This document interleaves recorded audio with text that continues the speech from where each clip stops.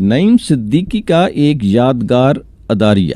دنیا سراپا انتظار ہو گئی ہے، لیکن انتظار وہی بارآور ہوتا ہے جب اس میں آسودگی کے مثبت عناصر شامل ہوں۔ اس کو کارلائل نے ایک گریٹ یس یعنی ایک عظیم ہاں کا عنصر کہا ہے۔ آج کا زمانہ بڑے انتشار کا زمانہ ہے، لہٰذا آج کا شعور بھی ایک بڑے انتشار کا شکار ہے۔ رونا تو اس بات کا ہے کہ ہمارا انتشار بھی مغرب کے انتشار سے پیچھے ہے اور گھٹیا اور کمزور ہے۔ کبھی کبھی کاریگروں کو دیکھا ہے کہ ایک چیز بنانے یا کسی مشینری کی مرمت کرنے میں جب ان کی بار بار کی بہترین مساعی رائگاں جاتی ہے تو وہ جھنجھلا کر اوزار ہاتھ سے پٹخ دیتے ہیں اور بڑبڑاتے ہوئے ایک طرف بیٹھ جاتے ہیں۔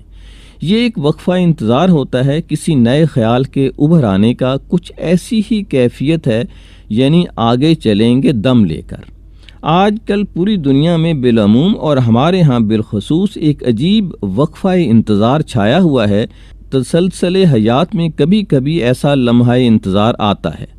کسی بھی تخلیقی عمل میں وقفہ انتظار قیمتی چیز ہوتا ہے، بشرطی کہ اس کے رحم میں ارتقائی عمل کا جین موجود ہو۔ ہمارا موجودہ انتظار کچھ بانجھ سا ہے۔ اس میں آگے چلیں گے دم لے کر والی بات نہیں ہے، بلکہ یہ ہمتاً ایک استفہام بنا ہوا ہے کہ جائیں کدھر کو ہم، اور آگے کا اطلاق کس سمت پر ہوتا ہے، اور دم لینے کے لیے کتنی مدت درکار ہے۔ یعنی انتظار کسی مثبت شے کا انتظار نہیں ہے، منفی انتظار ہے۔ پس در حقیقت یہ انتظار ہی نہیں، ایک بیماری ہے۔ انتشار کی بیماری کا نام ہم نے انتظار رکھا ہے۔ اس بیماری کی تشخیص کرنا چاہیں تو پھر یہ سوال بڑا اہم نظر آتا ہے کہ جن لوگوں نے عظیم کام کیا اور عظمت تک پہنچے، ان کے پاس کون سا کرشمہ تھا جو اب ہمارے پاس نہیں ہے۔ راکم کا مطالعہ یہ ہے کہ وہ تمام لوگ جنہوں نے کسی بھی زمانے میں عظمت کے پھول انسانیت کے دامن میں ڈالے، وہ زندگی کے کسی نہ کسی تصور پر مضبوطی سے قائم تھے۔ ان کے پیر پکی زمین پر جمے تھے، اس لیے انہوں نے آسمان سے تارے توڑے۔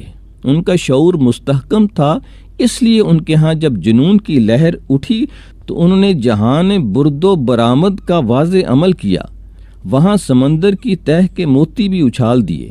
ہر بڑا انسان کسی جاندار تہذیب کا ترجمان رہا ہے، کسی نہ کسی معاشرے کی بہترین انسانی اقدار کو اس نے مشعل راہ بنایا ہے، اور اپنی شخصیت کو اس نے کسی مستقبل کی امید اور ماضی کے تاریخ کے درمیان مربوط کیا ہے۔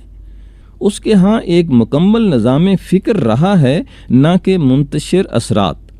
اس کا ایک پائیدار انسانی کردار اس کے ساتھ ساتھ رہا ہے۔